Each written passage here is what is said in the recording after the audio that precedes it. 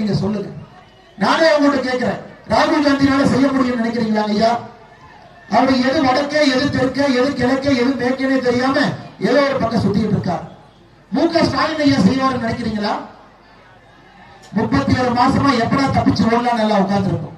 செய்ய முடியும் நினைக்கிறீங்களா ஐயா? அவர் எது வடக்கே, எது தெற்கே, எது கிழக்கே, எது மேற்கே தெரியாம ஏதோ ஒரு பக்கம் சுத்திட்டு இருக்கார். மு.க. ஸ்டாலின் ஐயா செய்வார் நினைக்கிறீங்களா? 37 மாசமா எப்படா தப்பிச்சு ஓடலாம் நல்லா உட்கார்ந்து இருக்கும். அவர் பிரதமர் கனவு வேற.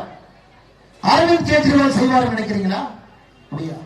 மம்தா பானர்ஜி செய்வாங்க நினைக்கிறீங்களா ஐயா? யாரு பிரதம மந்திரி வேட்பாளர் ஐயா? அந்த பக்கம்.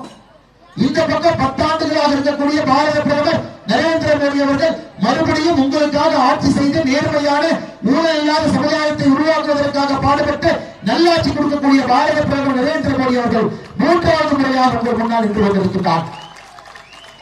அவருடைய கருத்தை வலுப்படுத்த வேண்டும். உங்களுடைய வாக்கு நல்லாட்சிக்கும் நல்ல ஒரு சமுதாயத்தை உருவாக்குவதற்கு இருக்க வேண்டும் என்று பாரத பிரதமர் நிற்கிறார். இந்த பக்கம் யாருங்க ஐயா பிரதம மந்திரி வேட்பாளர்? ஸ்டாலின் அவர்களா, லல்லு பிரசாத் யாதவ் அவர்களா, நிதிஷ்குமார் அவர்களா, உத்தவ் தாக்கரே அவர்களா, மம்தா பானர்ஜி அவர்களா, அரவிந்த் கெஜ்ரிவால் அவர்களா, உமர் அப்துல்லா அவர்களா, கே. சந்திரசேகர் ராவ் அவர்களா, பிள்ளையார் விஜயன் அவர்களா? யாரும் இல்லைங்க, யாருமே இல்லை. எல்லாம் சுயநலவாதிகள். சுயநலவாதிகள் ஒரே இடத்தில் அமர்ந்து இந்தி கூட்டணி என்கின்ற பேரில் சுயநலவாதிகளுடைய கூடாரமாக இருக்கிறார். அவருடைய குழந்தைகள் நன்றாக இருக்க வேண்டும் என்பதற்காக நின்று கொண்டிருக்கின்றார். நேற்று நீங்க சேலத்தில் பார்த்திருப்பீங்க, திராவிட முன்னேற்ற கழகத்தினுடைய இளைஞரணி மாநாட்டை பார்த்திருப்பீங்க. சேலத்தில் கேள்விப்பட்டிருப்பீங்க, படிச்சிருப்பீங்க. இந்த மாதிரி நடக்குதுன்னு யாராச்சும் உங்க நண்பர் சொல்லியிருக்கலாம். எதுங்க மாநாடு? கனிமொழி அவங்க கொடியேற்றுறாங்க. யாரு கனிமொழி?